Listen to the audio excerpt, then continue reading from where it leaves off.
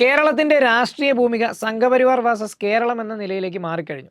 തെരഞ്ഞെടുപ്പുകൾ ജയിച്ച് അധികാരം പിടിക്കാനോ യൂണിവേഴ്സിറ്റി സെനറ്റിലേക്ക് കയറാനോ സാധിക്കാത്ത സംഘപരിവാർ ചാൻസലറെ ഉപയോഗിച്ച് പിൻവാതിൽ നിയമനം നേടാനുള്ള ശ്രമമാണ്. 4 എല്ലിൻ കഷ്ണങ്ങൾ ലഭിച്ചാൽ കമഴ്ന്ന് കിടന്ന് കാല് നക്കുന്ന UDFുകാർ കൂടെ കൂട്ടിനുള്ളപ്പോൾ എന്തും എളുപ്പത്തിൽ സാധിക്കുമെന്നാണ് അവർ കരുതി വച്ചിരിക്കുന്നത്.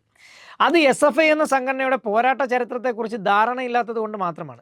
ഇന്ദിര മുതൽ കരുണാകരൻ വരെ അടിയറവ് പറഞ്ഞിട്ടുണ്ട് SFIയുടെ മുൻപിൽ.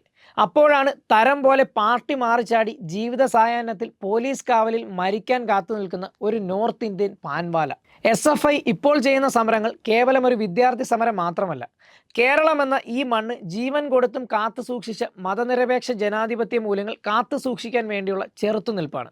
സംഘപരിവാർ ദാസ്യരായി കോൺഗ്രസ് വലതുപക്ഷം നിശബ്ദരായി ഗവർണർക്ക് പിന്തുണ നൽകുമ്പോൾ കേരളം SFIയുടെ കൂടെ നിൽക്കണോ ഗവർണറുടെ കൂടെ നിൽക്കണോ എന്ന ചോദ്യമാണ് ഞങ്ങൾ ചോദിക്കുന്നത്.